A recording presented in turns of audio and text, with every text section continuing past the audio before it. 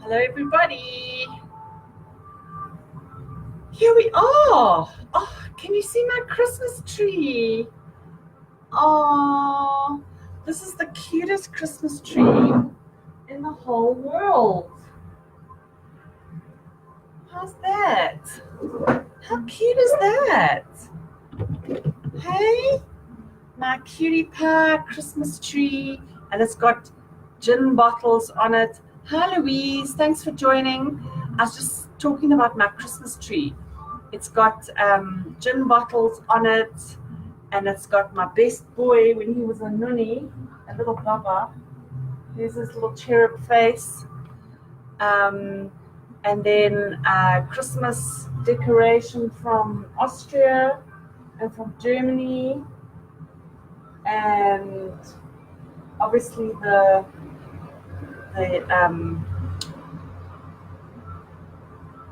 nativity scene as well. So for those of you watching the replay, my name is Georgie and I'm an au pair and a list builder virtual assistant. And today I wanted to share how passion fuels, hello Maniba, how passion fuels you every day. Do you really, really have passion for the business that you are in? Or is it just a job? I know, Maniba, in the job that you have, I don't think it is a job because you empower women every single day with starting their own businesses, learning about themselves, about their businesses. Amanda, hello, sweetheart. Have you got back from your holiday? I know you left last Thursday. So if passion is what gets you up every morning, then you really, really are doing okay. So I need to share something with you.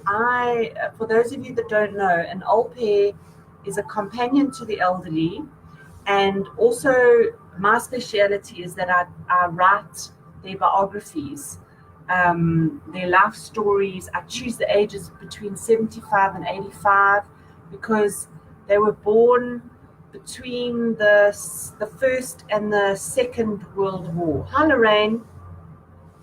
And obviously their child years are spent trying to cope with their parents during the world wars and how it affected them. So over December, I volunteer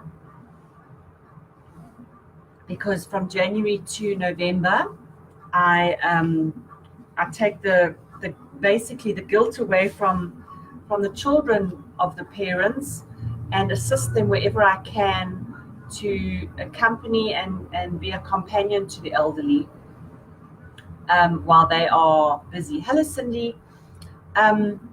So over December, it was actually the 20th of November, I think it was. I put the word 13th of November. I put the word out on I Love Fourways, I Love Lone Hill, I Love Santon, I Love Douglasdale, all of those I Love Facebook pages. And I put the word out for volunteers to come and visit the old age homes that I go to on a regular basis and literally just spend an hour one-on-one with somebody that is lonely over this time, especially with families going on holiday. And the elderly are kind of remembered on Christmas Day, but they would have a visit from their family before the family goes away on a trip and the elderly is left alone. So I decided that I would ask other volunteers to come and join. Hi, Fabrizio, to come and join and volunteer their time if they were available so that they could visit. So I made all these arrangements, and I must tell you, the response that I had was amazing. I must have had about 80 volunteers that put their names down to actually join me, and I was just blown away by everything. And obviously, it takes quite a lot to put all of this together. I had to get appointment times from the old age homes that were suitable. I had to get permission. And some of you that have been following me have listened to some of the frustration that I've had in actually getting the old age home to trust me and the volunteers to actually allow us to go into the home and into the private homes of the individuals so that we could just sit and listen to their stories. So eventually, in putting everything together and doing references on the volunteers, I put together a WhatsApp group for everybody that was available, and it dwindled from about 80 people to about 20 people.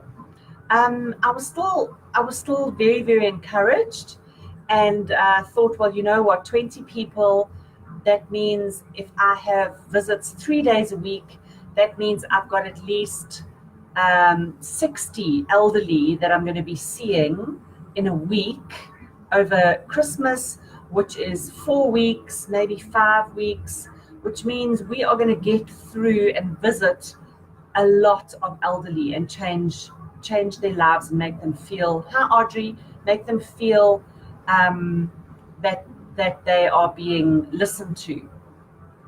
So of course last week was the first week, and it was so exciting. My cat is talking to me here. She wants to be part of it. Come, my baby. Come sit by mom. Come sit by mom. Come on. Up you come. Come. Up. Come. Come, my precious. Come, my baby. So last week was the first week. Hello, Barbara. And we pitched up at the old age home. There were about 8 people that were available. Quite a few of the people worked last week, so they weren't all able to attend. So we had about 8 people for 3 days in a row, which was really, really great. We arrived en masse. We scattered around the old age homes, and everybody was able to meet with a senior person and have one-on-ones with them, which was really, really fantastic.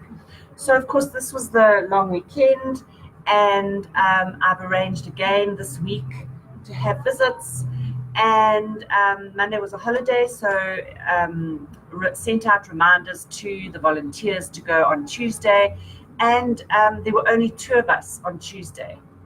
And you know that feeling in your heart when you think, there's only 2 of us, should we just cancel this altogether? Because you know what difference can 2 of us do? But you know what, the 2 of us arrived at the old age home, and we went and we changed lives for 2 people. And the one volunteer went off to go and visit, and the elderly that we had weren't available, and there was a lady walking down the pathway, and we offered to visit with her, and the volunteer went off and visited with her, and she battled to get away because this lady was talking and so encouraged and happy to have somebody new to talk to. And I went off to the care center area, and I found a couple of seniors sitting outside around a garden table, and I offered to chat to them, and they said no, they didn't need any visiting. So I said, okay, well, do you mind if I just sit and enjoy your company? And I sat there, asked a couple of, those normal, hi, how are you? What did you do yesterday? What have you got plans for today? And the general answer is just complaining. And it's just, we don't do anything here, and nobody cares about us. So I chatted and eventually got them to actually start talking. And this one particular lady said she would like to go for a walk. So I said, well, that'd be lovely. Let's go for a walk together. So we went off for a walk, and we must have walked probably half of the property. We were looking at the gardens and the flowers and the little gnomes and the little features in the gardens, and it was just so lovely. And eventually she took me to her little home and introduced me to some of the people in her photographs, and told me a little bit about the ornaments that she had in her home. And at the end of it, she said to me, would you visit me again? Now, somebody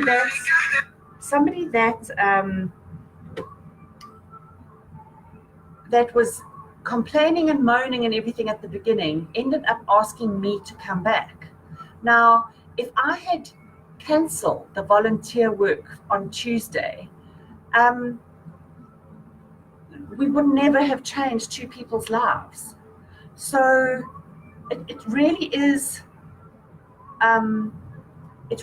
so important that your passion keeps you going every day, because the disappointment that you might feel is so unjustified, because everybody has lives, everybody has reasons to get up in the morning and things that distract them, and life happens, and I cannot hold any bad feelings towards the volunteers that put their names down on the 13th of November and those that have arrived on the day. Everybody has lives to live. But if I really, really believe in what I do, I will pitch up every single day and go through exactly what it is. Hello, Margie. We'll go through exactly what it is that I've set out to achieve. So for those of you that are watching the replay or tuning in later, I really, really want to encourage you not to be disappointed by other people that don't show up on the day or don't deliver the work that you set out for them to do, or don't get the sale on the day that they went out to go and see their client, or do the project the way you want to do the project. Because if you have expectations of somebody else, you're going to be seriously disappointed. You have to honestly and truly keep the passion in your heart of what you're doing and do that to the best of your ability. And you can only share that passion with as many people as possible.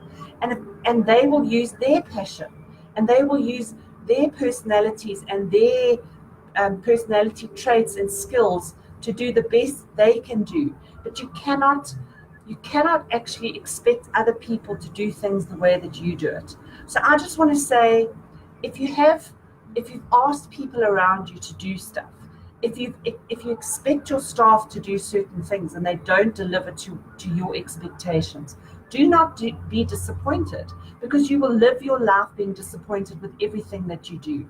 So keep the passion in your heart. Keep the reason that you do what you do top of mind and in your heart and in your mind as often as you possibly can, and remember why you're doing things, because you really, really cannot expect other people to do things like you do it. So I just want to answer a couple of questions that have come through. Cindy said that her dad has a tour company and he could do a day trip for the elderly.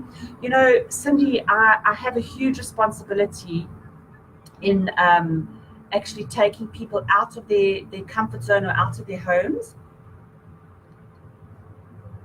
So it's bad enough trying to get the permission from the old age homes for people like me that they don't know, or volunteers that they don't know, to go into the homes.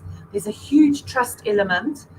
They don't know me from a bar of soap. They can only go from my personality and when I come and introduce myself. So for me to be extending to day trips and transfers and everything, I can't take that responsibility on. So your dad is welcome to get hold of old age homes and put his company forward to them and let him deal with them directly. But the type of thing that I'm doing is trying to encourage the elderly to make the most of their days in their homes, trying to see how best we can encourage them to do hobbies, take up something that they love doing, encourage them to do something extra rather than just sitting in front of a TV that's been turned on because that's the channel that's turned on. They don't know what they're watching. They're just sitting there watching something. There's no activities going on at the old age home at the moment, so they just sit and stare into space. Their homes become a little claustrophobic, so they try and get out, but there's no activity going on.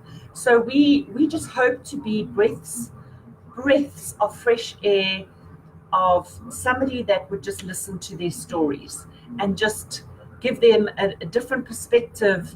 You know, we don't actually talk to them. They end up talking to us, which is what they need, because they might see the same people day in, day in, day in, day in, day out. And people get irritated with hearing their stories again and again and again. So somebody like us as volunteers, we go in and we listen to their story for the first time. We've never heard their story before. And there's enthusiasm in our voice, and there's encouragement in our voice, and there's sympathy in our voice, and there's different ideas and different reactions which they don't get from their families or from people that they see on a daily basis, because they've heard it all before. So that's really our purpose in what we are doing. So I've rambled on for 15 minutes. I thank you so much for being in this chat room with me today. I really appreciate it. I want you to enjoy your day. I want you to have less expectations of other people. That's just a little piece of advice from me. But just live your passion and make sure that there's passion in your heart and nobody discourages you. Nobody must discourage you from what your plans are, for what your beliefs and goals are. It's your goal, it's your belief, and it's your passion, and just live up to that. So thank you so much for watching. I really appreciate it. I look forward to seeing you again tomorrow. Have an awesome day. Bye for now. Cheers.